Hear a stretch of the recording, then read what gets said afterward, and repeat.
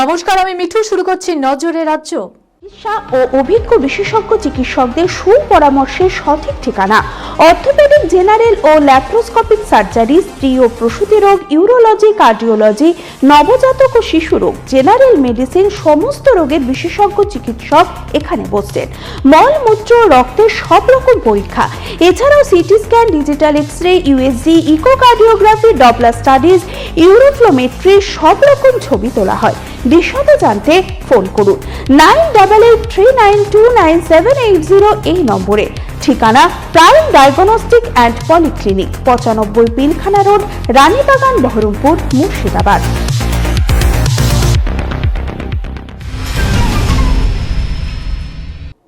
যুবভারতী কাণ্ডে ধৃত শতদ্রু দত্তের 14 দিনের পুলিশি হেফাজতের নির্দেশ দিল আদালত।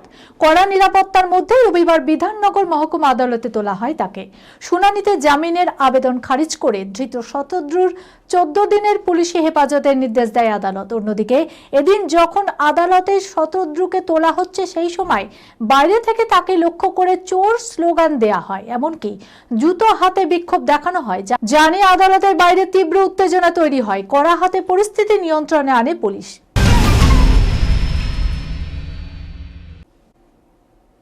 আগামী 16 ডিসেম্বর প্রকাশিত হতে চলেছে খসড়া ভোটার তালিকা, আর তার 4 থেকে 5 দিন পর থেকেই শুরু হবে শুনানির পালা। সেই শুনানি পর্বে সিসিটিভির নজরদারি রাখার ভাবনা চিন্তা করা হচ্ছে বলে নির্বাচন কমিশন সূত্রে খবর। আপাতত চলছে জমা পড়া ফর্মগুলির আপলোড ও পরীক্ষা নিরীক্ষার পর্ব।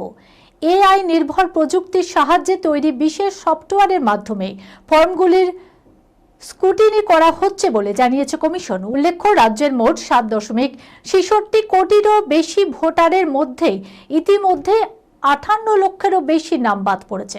পাশাপাশি প্রায় 1.70 কোটি ফর্মে তথ্যে অসঙ্গতির হদিশ মিলেছে। ডিসেম্বরের মাঝামাঝি দক্ষিণবঙ্গে ভরপুর শীতের আমেজ, উত্তরবঙ্গেও দাপাচ্ছে শীত। আলিপুর আবহাওয়া দপ্তরের পূর্বাভাস, আগামী 4 থেকে 5 দিন একই রকম আবহাওয়া থাকবে। তাপমাত্রা সামান্য নামতে পারে। কলকাতার আকাশ পরিষ্কারই থাকবে। 15 ডিগ্রির আশেপাশে থাকবে তাপমাত্রা। 2026 সালের বাংলা ছবি মুক্তির রূপরেখা তৈরির উদ্দেশ্যে ইম্পার অফিসে দীর্ঘ বৈঠক হয়। উপস্থিত ছিলেন ইম্পার সভাপতি পিয়া সেনগুপ্ত, ফেডারেশনের সভাপতি স্বরূপ বিশ্বাস, শিবপ্রসাদ মুখোপাধ্যায়, নীলরতন দত্ত, নিষ্পাল সিং রানে, শ্রীকান্ত মহতা, গোপাল মদনানি, প্রদীপ নন্দী প্রমুখ। সূত্রের খবর অনুসারে জানা গেল 2026-এর পুজোর লড়াই আরও জোরদার হতে চলেছে। SBF, উইন্ডোজ দেব এবং জিৎ এর ছবি একসঙ্গে পুজোয় আসবে আগামী বছর। অর্থাৎ এই উৎসবে 3টি নয় 4টি ছবি আসবে। তবে 2026-এর ক্যালেন্ডারে চূড়ান্ত হতে এখনো কিছু আলোচনা বাকি রয়েছে। এই খবরের সঙ্গে শেষ করলাম আজকের নজরে রাজ্য। আপনারা দেখছেন TV 24 বাংলা, সংবাদ বিনোদন সারাদিন সারাক্ষণ।